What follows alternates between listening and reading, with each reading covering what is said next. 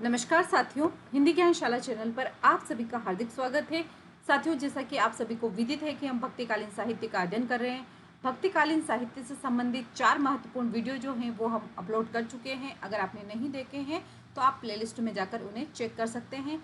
आज जो हम पढ़ने वाले हैं भक्तिकालीन संत काव्यधारा, जिसे हम ज्ञानाश्रय काव्य शाखा भी कहते हैं, उनके प्रमुख कवि एवं रचनाएं एग्जाम के पॉइंट ऑफ व्यू से वेरी वेरी इंपॉर्टेंट है, क्योंकि परीक्षा में कभी भी आपसे इनके कवियों के बारे में, उनकी रचनाओं के बारे में, इनके जीवन परिचय से संबंधित महत्वपूर्ण बातें जो हैं वो भी परीक्षाओं में पूछी जाती हैं। साथ ही साथ विद्वानों ने इनके विषय में क्या क्या कहा है, वहाँ से भी आपके प्रश्न बनते हैं।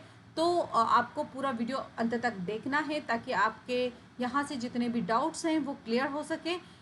साथियों, जैसा कि आप सभी को पता ही है कि RPSC first grade second grade Hindi विषय के विद्यार्थी हैं, उनके लिए यह वीडियो बहुत ही उपयोगी है। साथ ही साथ यूजीसी नेट जेआरएफ जो कर रहे हैं उनके लिए भी महत्वपूर्ण है। कॉलेज स्कूल लेक्चरर्स के जो एग्ज़ाम दे रहे हैं उनके लिए भी, DSSB, KVS, NVS, TGT, PGT, PRT, सभी एग्ज़ाम्स के लिए जिसमें हिंदी विषय में हिंदी साहित्य अगर कहीं पर भी लगता है, वहाँ यह जो वीडियो है वेरी वेरी इंपॉर्टेंट है। तो बिना देरी के हम शुरू करते हैं।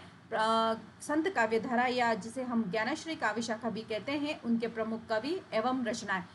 सबसे पहले आते हैं हमारे कबीरदास जी। कबीरदास जी को संत काव्यधारा या ज्ञानाश्रय शाखा का प्रमुख कवियों के रूप में इनको गिना जाता है। प्रारंभकर्ता के रूप में अगर माने तो भी यही हमारे कबीरदास जी जो हैं वो आते हैं। कबीरदास जी के जीवन परिचय या इनसे संबंधित महत्वपूर्ण तथ्यों के बारे में जानकारी के स्रोत कौन कौन से हैं, पहले हम वो देख लेते हैं।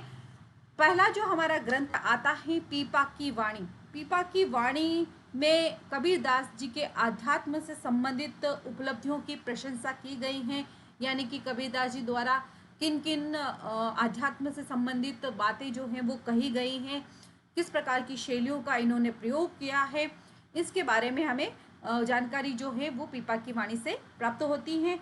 दूसरा ग्रंथ आता है भवतारण। भवतारण जो कि इन्हीं के शिष्य धर्मदास जी द्वारा लिखा गया था। इसमें इनके यानी कि कबीरदास जी के विभिन्न युगों में अवतरण की जो बातें हैं वो भी लिखी गई हैं कि कबीरदास जी ने अलग अलग युगों में भी जन्म लिया है। इस बारे में जानकारी जो हमें प्राप्त होती है वो भवतारण के अंतर्गत हमें मिलती है। अगला जो ग्रंथ आता है कबीर गोरख गुष्ट। कबीर गोरख गुष्ट के अंतर्गत हमें कबीर और गोरखनाथ जी के बीच में जो तत्व ज्ञान से संबंधित जो प्रवचन हुआ था या उनके मध्य जो बातचीत हुई थी, उन बातचीत या वार्तालाप का जो वर्णन है कबीर गोरख गुष्ट के अंतर्गत किया गया है। अगला जो ग्रंथ आता है वो है कबीर चरित्रबोध। कबीर चरित्रबोध जो है यह प्रथम सांप्रदायिक ग्रंथ माना जाता है। इसमें कबीर का उदय लगभग 1455 ईस्वी के मध्य का माना जाता है, यानी कि विक्रम संवत 1455 ईस्वी का माना जाता है कबीर चरित्रबोध के अंतर्गत। अगला जो महत्वपूर्ण ग्रंथ आता है भक्तमाल। भक्तमाल जिसके रचनाकार नाभादास है, इसके अंतर्गत भी कबीर के बारे में, उनके जीवन के बारे में, उनके प्रमुख प्रवचनों के बारे में, इनसे संबंधित महत्वपूर्ण बातें जो हैं वो कही गई हैं। अगला जो ग्रंथ आता है कबीर परिचय, जिसके रचनाकार माने जाते हैं अनंत दास। इनमें इस ग्रंथ के अंतर्गत कबीरदास जी के जीवन से संबंधित, उनके व्यक्तित्व से संबंधित, जैसे कि इनके जुलाहा होने पर, साथ ही साथ इनका निवास स्थान जो है वो काशी बताया गया है इस ग्रंथ के अंतर्गत। गुरु जो हैं इनके रामानंद बताए हैं, और इनका जीवन काल जो है लगभग 120 वर्ष का बताया गया है कबीर परिचय के अंतर्गत। तथा साथ ही साथ इसमें यह भी बताया गया है कि कबीरदास जी जो हैं सिकंदर लोदी के समकालीन थे। महत्वपूर्ण ग्रंथ माना जाता है कबीर परिचय। अगला जो हमारे कुछ और ग्रंथ हैं कबीर पंथ से संबंधित, जिसमें भी कबीरदास जी के जीवन परिचय, उनके ज्ञान या उनके भक्ति से संबंधित जो बातें कही गई हैं वो है निर्भय ज्ञान सागर, दूसरा है आशा सागर। ठीक है, इन दोनों में भी कबीरदास जी के जीवन से संबंधित महत्वपूर्ण बातें कही गई हैं। अब बात कर लेते हैं हम कि कबीरदास जी का जन्म कब हुआ था और कहाँ हुआ था। तो कबीरदास जी का जन्म जो है ज्येष्ठ सुदी पूर्णिमा विक्रम संवत 1455 ईस्वी माना जाता है। वेरी वेरी इंपॉर्टेंट है, कई बार परीक्षा में पूछा गया है कि कबीरदास जी का जन्म जो है कब का माना गया है। तो विक्रम संवत की अगर बात करें तो वो है 1455। अगर ईस्वी सन की अगर हम बात करते हैं तो वो है 1398 ईस्वी। और इनका जो जन्म स्थान माना जाता है वो है काशी। अब इनकी मृत्यु की या निधन की बात करते हैं तो इनका निधन जो है वो हुआ था विक्रम संवत 1575 ईस्वी, या अगर हम ईस्वी सन की बात करें तो 1518 ईस्वी सन में, और मगहर नामक स्थान पर इनका निधन हुआ था। अगली बात आती है कि इनका लालन पालन किसके द्वारा किया गया। तो इनका लालन पालन जो है वो नीरू नामक जुलाहा और उनकी पत्नी नीमा द्वारा किया गया है, क्योंकि ये जो है इनको कहीं प्राप्त होते हैं तालाब में, इसी कारण से ये इनको उठा के लाते हैं कबीरदास जी को। फिर इनका लालन पालन जो है नीरू नामक और नीमा नामक जो दंपत्ति है उनके द्वारा किया जाता है। अगली बात आती है भाषा के विषय में। तो कबीरदास जी की जो भाषा मानी जाती है वो प्रथम तो है सदुकड़ी भाषा और दूसरी है पंचमेल खिचड़ी भाषा। सदुकड़ी भाषा या पंचमेल खिचड़ी भाषा जो है वो आचार्य रामचंद्र शुक्ल जी के द्वारा कही गई है कि आचार्य रामचंद्र शुक्ल ने कबीरदास जी की जो भाषा है उसे सदुकड़ी भाषा या पंचमेल खिचड़ी भाषा कहा है। एग्जाम की दृष्टि से वेरी वेरी इंपॉर्टेंट है यह प्रश्न जो है, कई बार आया हुआ है कि आचार्य रामचंद्र शुक्ल के अनुसार कबीरदास जी की भाषा है, तो कबीरदास जी की जो भाषा है वो है सदुकड़ी या पंचमेल खिचड़ी। अब बात आती है गुरु के बारे में कि कबीरदास जी के गुरु कौन हैं। विद्वानों ने अलग अलग मत हैं, पर अगर सर्वमान्य मत की बात की जाए तो कबीरदास जी के गुरु हैं रामानंद। कई बार परीक्षा में पूछा गया है, आपको याद रखना है। अगला जो पॉइंट आता है कि कबीरदास जी सिकंदर लोदी के समकालीन माने जाते हैं। वेरी वेरी इंपॉर्टेंट है, एग्जाम के पॉइंट ऑफ व्यू से कई बार पूछा गया है कि कबीरदास जी किसके समकालीन हैं, समकालीन थे। तो कबीरदास जी सिकंदर लोदी के समकालीन माने जाते हैं।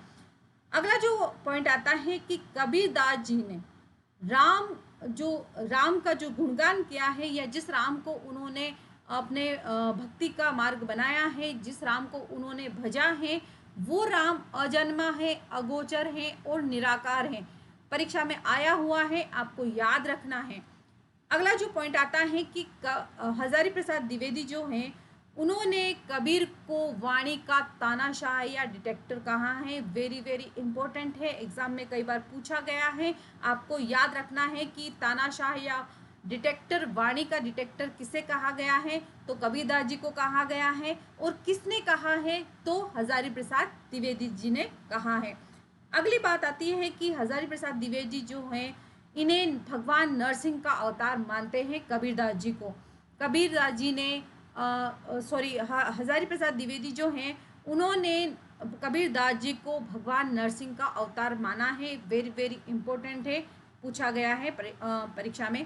अगला पॉइंट आता है कि गुरु ग्रंथ साहब जो है, गुरु ग्रंथ जो है उसमें भी कबीर की वाणियों का संकलन किया गया है, जिसे वहाँ पर उसे श्लोक या सलोक कहा जाता है, सुलोक या श्लोक कहा जाता है, आपको याद रखना है।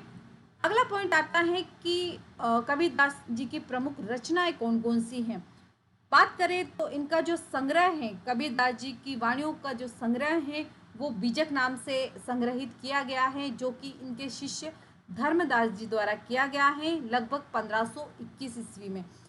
इसके अंतर्गत यानी कि बीजक के अंतर्गत 3 भाग किए गए हैं। बीजक के 3 महत्वपूर्ण अंश हैं। पहला है साखी, सबद और रेमनी। परीक्षा में पूछा गया है, आपको याद रखना है। साखी के अंतर्गत क्या क्या बातें कही गई है, तो जीवन से संबंधित बातें हैं, सांप्रदायिक शिक्षा है, उपदेश और अध्यात्म से संबंधित पद हैं। इसकी जो भाषा है वो सदुकड़ी अर्थात राजस्थानी पंजाबी मिश्रित खड़ी बोली जो है साखी के अंतर्गत भाषा दी गई है, और दोहा चौपाई शैली में लिखित यह प्रमुख ग्रंथ माना जाता है। अगला जो ग्रंथ आता है सबद। सबद के अंतर्गत भी योग साधना से संबंधित और भक्ति भाव से संबंधित पद जो हैं वो दिए गए हैं और सारे जो पद हैं वो गेय पद हैं, यानी कि गाए जा सकते हैं। तीसरा जो अंश आता है वो है हमारा रमेनी। रमेनी के अंतर्गत दार्शनिक विचार जो हैं उनको गेय पद के रूप में दिया गया है। ठीक है, वेरी वेरी इंपॉर्टेंट है, आपको ये चीजें याद रखनी है। अगला आता है कि कबीरदास जी से संबंधित कोई क्या टीकाएं हैं लिखी गई हैं। तो हाँ, कबीरदास जी से संबंधित 2 टीकाएं जो हैं वो महत्वपूर्ण स्थान रखती हैं। पहली जो है तिज्या टीका, जो कि 1892 ईस्वी में पूरनदास जी द्वारा लिखी गई है। दूसरी है महाराज विश्वनाथ सिंह जू देवी की टीका, जो कि बनारस से प्रकाशित हुई थी। ये महत्वपूर्ण टीकाएं हैं जो बीजक पे लिखी टीकाएं हैं। गुरु ग्रंथ साहिब में भी कबीर की वाणियों को संकलित किया गया है, जिसमें कबीर की जो साखियां हैं उनको सुलोक या सलोक कहा गया है। ये आपको याद रखना है। अगली बात आती है कि कबीर ग्रंथावली जो ग्रंथ हैं वो कहाँ से प्रकाशित हुई थी और इसका प्रकाशन किसके द्वारा करवाया गया था। तो यह जो प्रकाशन है नागरी प्रचारणी सभा द्वारा करवाया गया था और डॉक्टर श्याम सुंदर दास जो हैं उनके द्वारा ये संपादित प्रमुख रचना जो है ये मानी जाती है। इनका जो संपादक कर्ता कौन है, कबीर ग्रंथावली का संपादक कर्ता कौन है, तो डॉक्टर श्याम सुंदर दास जी हैं। वेरी वेरी इंपॉर्टेंट है। अगला है कि डॉक्टर राम कुमार वर्मा ने आदि ग्रंथ से इन वाणियों को संत कबीर शीर्षक के नाम से अलग से प्रकाशित करवाया है, यानी कि कबीर की जो वाणियां हैं उनको संत कबीर के नाम से डॉक्टर राम कुमार वर्मा ने आदि ग्रंथ से लिया है और उनको अलग से प्रकाशित करवाया है। अगली जो रचना है कबीर रचनावली। कबीर रचनावली जो है वो हरिओं द्वारा संकलित है। अगली जो रचना है कबीर के पद। कबीर के जो पद हैं वो क्षिति मोहन सेन जो हैं उनके द्वारा संकलित किया हुआ एक प्रमुख रचना मानी जाती है। अगला जो है कबीर। कबीर जो रचना है वो हजारी प्रसाद द्वारा संकलित प्रमुख रचना मानी जाती है। अगले संत आते हैं संत नानक देव जी। संत नानक देव जी का जन्म 1526 ईस्वी विक्रम संवत, अगर हम सन की बात करें तो 15 अप्रैल 1469 ईस्वी को अक्षय तृतीया के दिन पंजाब के तलवंडी नामक ग्राम में हुआ था, जो कि अब यानी कि तलवंडी जो है अब नानकाना साहब के नाम से जाना जाता है और वर्तमान में यह पंजाब में स्थित है। इनके निधन या मृत्यु की अगर बात करें तो 22 सितंबर 1538 ईस्वी को करतारपुर में इनका निधन हुआ था। इनकी जो पत्नी है वो सुलक्षणी नाम से जानी जाती हैं और इनके जो पुत्र हैं वो 2 हुए हैं, जिनमें श्रीचंद और लक्ष्मीचंद प्रमुख हैं। श्रीचंद जो हैं ये प्रसिद्ध संत हुए हैं। इन्होंने उदासी संप्रदाय जो है उसकी स्थापना की है। वेरी वेरी इंपॉर्टेंट है एग्जाम के पॉइंट ऑफ व्यू से। अगला जो पॉइंट आता है कि नानक पंथ के प्रवर्तक कौन माने जाते हैं, तो नानक पंथ के प्रवर्तक गुरु नानक देव जी माने जाते हैं और सिख संप्रदाय के ये आदि गुरु भी माने जाते हैं। यहाँ से जो प्रश्न है आपका बन सकता है। अगला पॉइंट आता है कि गुरु नानक देव जी जो हैं उनकी प्रमुख रचनाएं कौन कौन सी हैं, तो उनकी रचनाएं हैं जपू जी, आशा दीवार, रहीसार, सोहिला, नसीहत नामा, जिसमें जपू जी जो है इनके दर्शन का सार तत्व माना जाता है और नसीहत नामा जो है वो खड़ी बोली में लिखा गया इनका काव्य ग्रंथ जो है वो माना जाता है। गुरु ग्रंथ साहिब जो हैं सिखों का धर्म ग्रंथ या सिखों का जो आदि ग्रंथ हैं वो गुरु ग्रंथ साहब को माना जाता है, जिसका संपादन अर्जुन देव जी ने 1604 ईस्वी में किया गया था, जिसमें लगभग 10 गुरुओं की वाणियाँ हैं।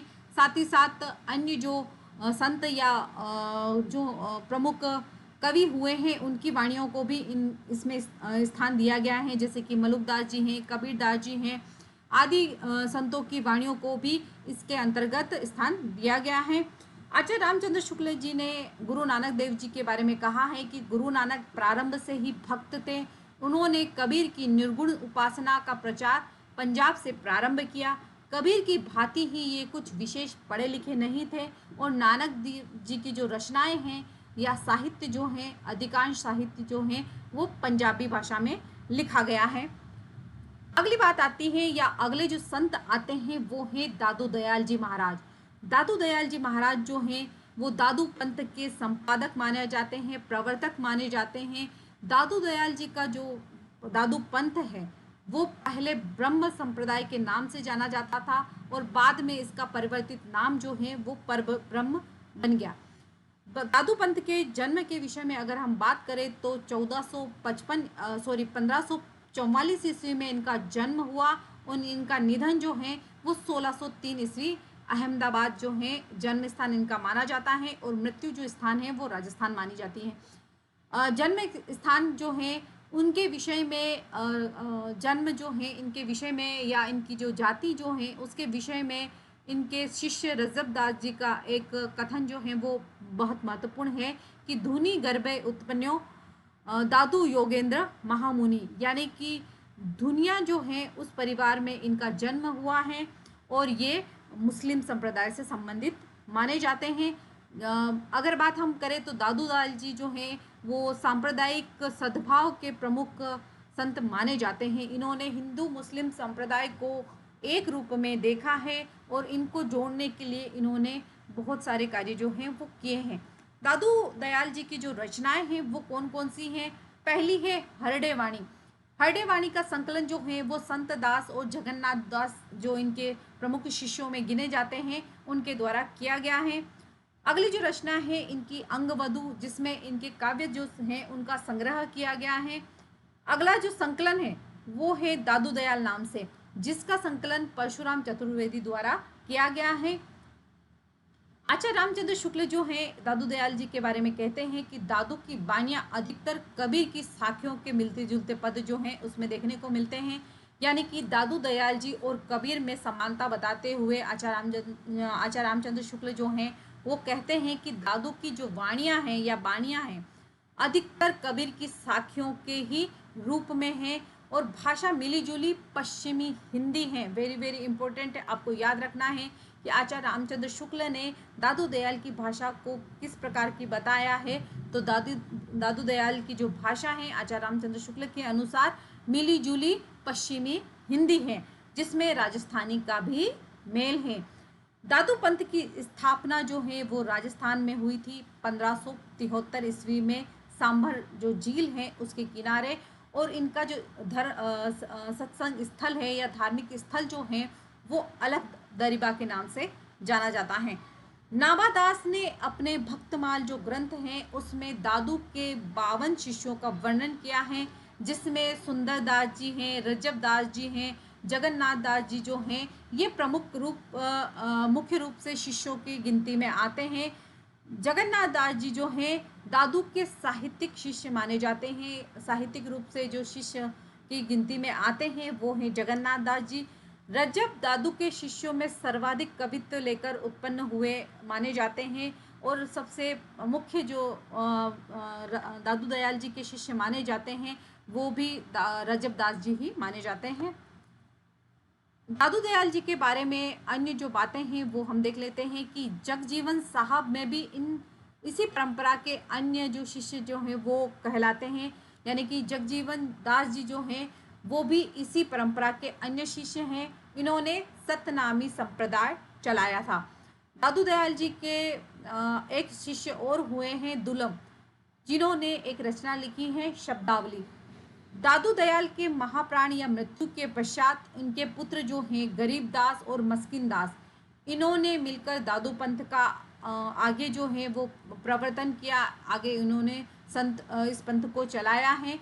दादू पंथी जो है निरंजन निराकार के उपासक माने जाते हैं। साथ में अपने पास सुमिरिनी यानी कि मनके की जो माला है वो हाथ में रखते हैं और सतनाम जो हैं वो आदर स्वरूप जो अभिवादन शब्द हैं वो ये उसका उच्चारण ये करते हैं।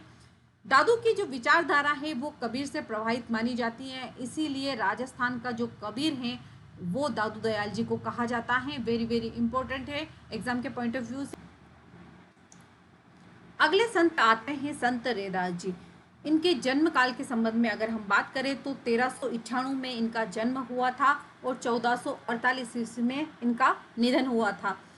रैदास जी जो है रामानंद के प्रमुख शिष्यों में गिने जाते हैं और रामानंद जी के जो 12 शिष्य हैं उनमें रैदास जी का स्थान मुख्य रूप से आता है। रामानंद जी के 12 शिष्य जो हैं उन्हें हम द्वादश भागवत के नाम से भी जानते हैं, जिसमें प्रमुख रूप से अनंतादास, भावानंद है, सुरसुरानंद है, नरहरयानंद है, सुखानंद है, संत पीपा है, संत कबीर हैं, संत सेना है, संत धन्ना है, संत रैदास जी हैं, संत पद्मावती और सुरसरी हैं। इन प्रमुख रामानंद के जो शिष्य हैं उनको द्वादश भागवत के नाम से भी जाना जाता है। वेरी वेरी इंपॉर्टेंट है एग्जाम के पॉइंट ऑफ व्यू से, जिसमें रैदास जी जो हैं वो मुख्य रूप से आते हैं। अब आती है बात कि रैदास जी की प्रमुख रचनाएं कौन कौन सी हैं। तो रैदास जी की प्रमुख रचनाएं जो हैं वो उपलब्ध नहीं हैं, इनके कोई ग्रंथ जो हैं वो उपलब्ध नहीं है। कुछ अन्य ग्रंथ जो हैं उनमें इनके फुटकल पद जो हैं वो संग्रहित किए गए हैं, जिसमें से पहला जो है वो है रैदास की परिचय, जो कि अनंत दास द्वारा संकलित किए गए हुए पद हैं, जिसमें रैदास जी के कुछ पद जो हैं वो उसमें भी संकलित है। दूसरी रचना जो आती है भक्तमाल, जिसके रचनाकार नाभादास जी माने जाते हैं। इसमें भी संत रैदास जी की कुछ रचनाएं जो हैं उनका संकलन किया गया है। तीसरा जो ग्रंथ आता है सटीक भक्तमाल, जिसके रचनाकार या संकलनकर्ता माने जाते हैं प्रियादास। इसमें भी संत रैदास जी के बारे में कुछ पद जो हैं या इनके जीवन से बारे में जो बातें हैं वो इसमें संकलित हैं। आदि ग्रंथ जो है गुरु ग्रंथ साहिब, उसमें भी 40 पद रैदास जी के संकलित किए गए हैं, तथा कुछ फुटकल जो इनके पद हैं या रचनाएं जो हैं वो संत बाणी के नाम से संकलित की गई हैं। अब बात आती है कि भक्त शिरोमणि मीरा जो हैं वो रैदास जी की शिष्या मानी जाती हैं। मुख्य रूप से अगर हम बात करें एग्जाम के पॉइंट ऑफ व्यू से तो वेरी वेरी इंपॉर्टेंट है। कई बार पूछा गया है कि मीराबाई के गुरु का नाम क्या है, तो मीराबाई के गुरु का नाम जो है वो रैदास जी माना जाता है। रैदास जी की जो छतरी है वो चित्तौड़गढ़ किले पर बनी हुई है मीराबाई के मंदिर के सामने। मीराबाई एवं धन्ना जो है संत धन्ना, उन्होंने अपने भजनों में रैदास जी का नाम वो आदर पूर्वक लिया है। एग्जाम के पॉइंट ऑफ व्यू से वेरी वेरी इंपॉर्टेंट है। हजारी प्रसाद द्विवेदी जो है रैदास जी के बारे में कहते हैं कि रैदास जी के भजनों में अत्यंत शांत और निरह भक्त हृदय का परिचय मिलता है। यानी कि रैदास जी के अगर भजनों की बात की जाए तो उसमें शांत रस जो है वो मुख्य रूप से है। आडंबर से रहित सहज शैली और निरह आत्मसमर्पण के क्षेत्र में रैदास जी का स्थान जो है वो भक्त कवियों में कम माना जाता है। ये जो बात है ये मुख्य रूप से आपको याद रखनी है। अगले जो महत्वपूर्ण संत आते हैं संत सुंदरदास जी, जो कि संत काव्य धारा के सबसे शिक्षित कवियों में माने जाते हैं। सबसे शास्त्रीय ज्ञान के जो पंडित माने जाते हैं वो सुंदरदास जी हैं। सुंदरदास जी का जीवन काल जो है वो 1596 ईस्वी के समय का इनका जन्म जो है वो माना जाता है, और 1689 ईस्वी जो है इनका मृत्यु या निधन का समय माना जाता है। दादू दयाल जी के प्रमुख शिष्यों में इनको गिना जाता है, और संत कवियों में सबसे शिक्षित संत जो हैं वो सुंदरदास जी माने जाते हैं। शास्त्रीय ज्ञान जो है ये भी इनका जो शास्त्रीय ज्ञान है वो काफ़ी विस्तृत और विशाल था। शास्त्रीय ज्ञान जो है इनके मर्मज्ञ ये माने जाते हैं। सुंदरदास जी के विषय में आचार्य रामचंद्र शुक्ल जो है उनका कथन वेरी वेरी इंपॉर्टेंट है एग्जाम के पॉइंट ऑफ व्यू से, कि निर्गुण पंथियों में यही एक ऐसे व्यक्ति हुए हैं जिन्हें समुचित शिक्षा मिली थी और काव्य कला की रीति से अच्छी तरह परिचित थे।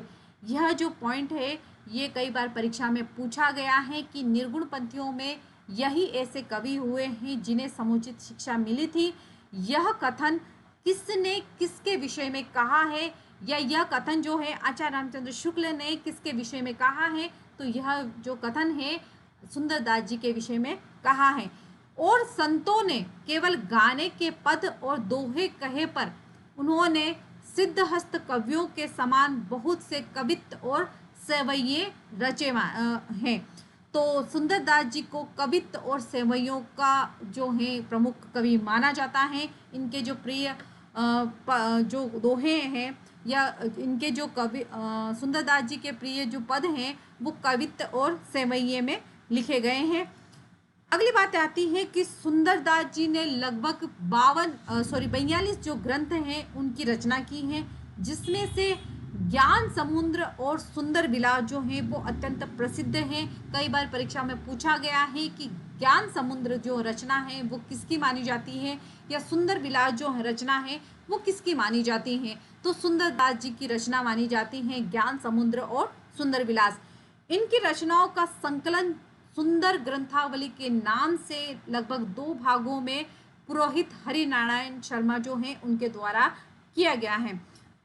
सुंदरदास जी जो है श्रृंगार रस की रचनाओं के प्रबल विरोधी माने जाते हैं। वेरी वेरी इंपॉर्टेंट है। और इसी कारण से उन्होंने केशवदास की जो रसिक प्रिया है और नंददास की जो रस मंजरी है, साथ ही साथ सुंदर कविराय की जो सुंदर श्रृंगार रचना है, उनकी इन्होंने घोर निंदा की है, घोर आलोचना की है। अगले जो कवि आते हैं संत कवि, वो है मलुकदास जी। मलुकदास जी का जन्म काल जो है वो 1574 ईस्वी के मध्य का माना जाता है और इनका निधन जो है 1682 ईस्वी का माना जाता है। मलुकदास जी जो है इनका उदय लगभग अकबर का जो शासन काल है उसके समय हुआ था, और इनका जो निधन या महाप्रस्थान जो है वो औरंगजेब के समय का माना जाता है। मलुकदास जी की प्रमुख गद्दियाँ जो हैं वो कड़ा, जयपुर, गुजरात, मुल्तानपुर, पटना, नेपाल और काबुल आदि आदि जगहों पर स्थापित की गई हैं। मलुकदास जी ने सुख सागर जो उनकी प्रमुख रचना मानी जाती है, उसमें गुरु देवनाथ के पुत्र पुरुषोत्तम को अपने गुरु के रूप में स्मरण किया है। आपको याद रखना है कि मलुकदास जी का प्रमुख ग्रंथ कौन सा है, तो ग्रंथ माना जाता है सुख सागर, जिसमें पुरुषोत्तम जो हैं उनको इन्होंने गुरु के रूप में उनका वंदन किया है, उनका स्मरण किया है। कुछ लोग इन्हें किल का शिष्य भी माने जाते हैं, यानी कि मलुकदास जी के अगर गुरु माने जाते हैं तो वो किल भी माने जाते हैं। और कुछ जो विद्वान हैं विट्ठल को भी मलुकदास जी का गुरु मानते हैं। इनकी रचनाओं की अगर बात करें तो इनकी प्रमुख रचनाएं हैं ज्ञान बोध, रतन खान, भक्त बच्छावली, भक्त विरुदावली, पुरुष विलास, गुरु प्रताप, अलख बाणी, ज्ञान परोक्ष, बाराखड़ी, राम अवतार लीला, ब्रज लीला, ध्रुव चरित, विभव विभूति, सुख सागर आदि मलुकदास जी की प्रमुख रचनाएं मानी जाती हैं। जिसमें से जो हमारे एग्जाम के पॉइंट ऑफ व्यू से अगर हम याद रख सकते हैं तो पुरुष विलास हैं, ज्ञान बोध हैं, भक्त बच्छावली हैं, बाराखड़ी हैं, अलख बानी हैं, ब्रज लीला या राम अवतार लीला जो हैं, ध्रुव चरित्र जो हैं, ये हमें विशेष रूप से इनको याद रखना है मलुकदास जी की रचनाओं के बारे में। मलुकदास जी ने आलसी व्यक्ति जो होते हैं उनके लिए एक दोहा लिखा था जो काफ़ी प्रसिद्ध हुआ था। दोहा है, अजगर करे न चाकरी, पंछी करे न काम, दास मलुका कह गए सबके दाता राम। यानी कि इस दोहे के रूप में कुछ विद्वान जो हैं मलुकदास जी के विषय में कहते हैं कि इन्होंने अकर्मण्यता की जो बातें हैं वो फैलाई हैं, और कुछ जो विद्वान हैं यह कहते हैं कि मलुकदास जी ने आलसियों को सबक सिखाने के लिए या उनको ज्ञान देने के लिए इस दोहे की रचना की है। अगले जो आते हैं हमारे गुरु धर्मदास जी या संत धर्मदास जी। संत धर्मदास जी जो हैं कबीर के प्रधान शिष्यों में माने जाते हैं। धर्मदास जी को कबीर के पश्चात इनकी जो गद्दी है वो धर्मदास जी को ही दी गई है। इन्होंने बीजक में कबीर की रचनाओं का संकलन किया है। अगर आपसे पूछा जाए कि बीजक किसके संकलनकर्ता कौन है, तो बीजक के संकलनकर्ता जो हैं वो धर्मदास जी माने जाते हैं। इनकी जो प्रमुख रचनाएं हैं धनी धर्मदास की बाणी के नाम से संकलित हैं। धर्मदास जी की जो रचनाएं हैं वो धनी धर्मदास की बाणी के नाम से संकलित की गई हैं। कबीरदास जी की मृत्यु के उपरांत इनको कबीरदास जी की जो गद्दी है उन्हीं को मिली है, जिसको इन्होंने लगभग 20 वर्षों तक संभाला है। अगले जो गुरु आते हैं गुरु अर्जुन देव जी। गुरु अर्जुन देव जी जो हैं सिखों के 5वें गुरु हुए हैं। प्रथम जो गुरु या आदि गुरु जो माने जाते हैं वो हमारे गुरु नानक देव हैं। पांचवें गुरु जो माने जाते हैं वो हैं अर्जुन देव जी। अर्जुन देव जी की जो प्रमुख रचनाएं हैं वो हैं सुखमणि, बावरा अखीर या बावरा अहिर, और जो रचना है बारहमासा। इनकी प्रमुख रचनाओं में अगर बात की जाए तो सुखमणि और बावरा अहिर जो है वो प्रमुख मानी जाती है। इनके जो सिख संप्रदाय के जो प्रमुख आदि ग्रंथ हैं गुरु ग्रंथ साहिब, उनका संपादन गुरु अर्जुन देव द्वारा ही किया गया है। उनका संकलन भी गुरु अर्जुन देव द्वारा ही किया गया है। इन्हीं की महत्वपूर्ण देन से गुरु ग्रंथ साहिब का संकलन हो पाया है। गुरु अर्जुन देव ने गुरु अंगद द्वारा प्रचारित गुरुमुखी लिपि में गुरुदास द्वारा गुरु ग्रंथ साहिब, जो कि 1614 ईस्वी में इन्होंने लिखवाया था। गुरु अर्जुन देव की जो प्रमुख रचनाएं हैं वो आदि ग्रंथ में लगभग 6000 पद जो हैं उसमें संकलित है और महला के नाम से ये संकलित की गई हैं। अगले जो संत आते हैं वो हैं संत रज्जब जी।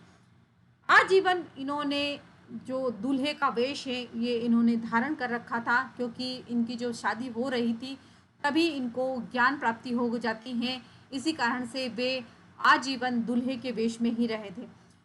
रजब अली खां जो हैं दादू के प्रधान शिष्यों में गिने जाते हैं। इनकी जो प्रमुख ग्रंथ हैं वो हैं छप्पय।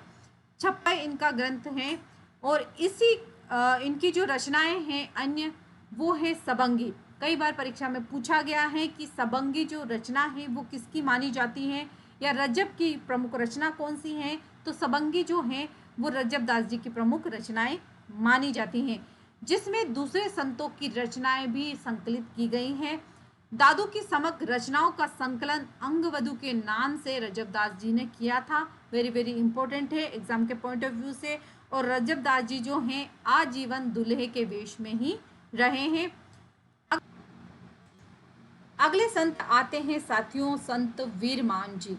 संत वीरमान जी को साधु संप्रदाय का प्रवर्तक भी माना जाता है। अगर आपसे प्रश्न पूछा जाए कि साधु संप्रदाय के प्रवर्तक कौन हैं, तो साधु संप्रदाय के प्रवर्तक वीरभान जी हैं। वीरभान जी जो हैं वो उदय भान जी के प्रमुख शिष्यों में गिने जाते हैं, तथा उदय भान जी जो हैं रेदास जी के प्रमुख शिष्यों में गिने जाते हैं। वीरभान जी की रचनाओं का संकलन जो है वो साधु संप्रदाय के प्रसिद्ध ग्रंथ निर्वाण ज्ञान और पृथ्वीलाल साधु के संग्रह ग्रंथ सांद पंथ में भी देखने को मिलता है। यानी अगर आपसे प्रश्न पूछा जाए कि साधु संप्रदाय के प्रसिद्ध ग्रंथ कौन सा है जिसमें वीरभान की रचनाओं का संकलन हमें देखने को मिलता है, तो साधु संप्रदाय का प्रसिद्ध ग्रंथ है निर्वाण ज्ञान, जिसमें हमें वीरभान की रचनाओं का संकलन भी देखने को मिलता है। साथ ही साथ वाणी नामक जो ग्रंथ हैं या संग्रह हैं उसमें भी हमें वीरभान की रचनाओं का संकलन देखने को मिलता है। अगले संत के रूप में आते हैं संत निरंजनी दास जी।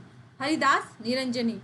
हरिदास निरंजनी मुख्य रूप से एग्जाम के पॉइंट ऑफ व्यू से वेरी वेरी इंपॉर्टेंट है, क्योंकि कई बार परीक्षा में इनसे संबंधित प्रश्न जो हैं वो पूछे जाते हैं, इनके संप्रदाय के बारे में, साथ ही साथ इनके संप्रदाय के विषय के बारे में कि ये किन संप्रदाय की मध्य की कड़ी माने जाते हैं। इनकी रचनाओं से संबंधित भी कई प्रश्न जो हैं वो एग्जाम में बनते हैं। तो संत हरिदास जी का जन्म जो माना जाता है वो है 1455 ईस्वी का, और इनका जो मृत्यु काल का जो समय है वो है 1543 ईस्वी। संत हरिदास जी जो हैं उन्होंने निरंजनी संप्रदाय जो है उसका प्रवर्तन किया, उसके संस्थापक रहे हैं। यहाँ से जो प्रश्न बनता है कि निरंजनी संप्रदाय जो है उसके प्रवर्तक कौन माने जाते हैं, तो निरंजनी संप्रदाय के प्रवर्तक माने जाते हैं संत हरिदास जी। संत हरिदास जी जो हैं पहले दादू के शिष्य प्रागदास जी के शिष्य रहे हैं, यानी कि प्रथम गुरु के रूप में अगर हम बात करें तो हरिदास जी के प्रथम गुरु थे प्रागदास जी। इसके पश्चात हरिदास जी जो हैं वो कबीर पंथ जो है उसमें वे दीक्षित हो जाते हैं, कबीर पंथ को अपना लेते हैं और अंत में वे नाथ संप्रदाय की ओर आकृष्ट होते हैं, नाथ संप्रदाय को अपना लेते हैं। इनकी प्रमुख रचनाओं की अगर बात करें तो अष्टपदी जो ग्रंथ हैं, पूजा जो ग्रंथ हैं, संग्राम जो ग्रंथ हैं, ब्रह्म स्तुति हंस पद हैं, प्रबोध जो ग्रंथ हैं, समाधि जो ग्रंथ हैं, निरपक्ष मूल ग्रंथ हैं आदि इनकी प्रमुख रचनाओं में गिने जाते हैं। एग्जाम के पॉइंट ऑफ व्यू से अगर हम ग्रंथों की बात करें तो अष्टपदी जो ग्रंथ हैं, पूजा जो ग्रंथ हैं, समाधि जो ग्रंथ हैं, कई बार परीक्षा में पूछा गया है, आपको याद रखना है। अब आती है महत्वपूर्ण बात की निरंजनी संप्रदाय जो है नाथ पंथ और संत पंथ की जो मध्य की कड़ी मानी जाती है, यानी कि संत मत जो है या नाथ मत जो है उसकी बीच की कड़ी किस संप्रदाय को माना जाता है, तो नाथ संप्रदाय या संत संप्रदाय है, इनके मध्य की जो कड़ी माना जाता है वो है निरंजनी संप्रदाय को। निरंजनी संप्रदाय के अंतर्गत ओमकार जप है, सोहम जप है, अजपा जप है, निरंजन की उपासना है, गगन मंडल है, पंच पुरुष की जो आराधना है, सतगुरु की महिमा का जो वर्णन है आदि, इसको उपदेश के रूप में इस संप्रदाय के अंतर्गत हमें देखने को मिलते हैं। कहा जाता है कि संत हरिदास जी जो हैं वो पहले डाकू के रूप में थे, यानी कि प्रथम अगर हम बात करें तो संत हरिदास जी जो हैं डाकू रहे थे। फिर ये गोरखनाथ जो हैं इनके दीक्षा के कारण, इनके ज्ञान के कारण ये संत बन जाते हैं। फिर राजस्थान में आकर डिडवाना नामक जो स्थान है वहाँ पर ये अपना कर्मस्थली इनको बनाते हैं, डिडवाना को। यही इनकी जो गद्दी है या मानी जाती है, संत हरिदास जी के प्रमुख गद्दी जो हैं वो डिडवाना नागौर में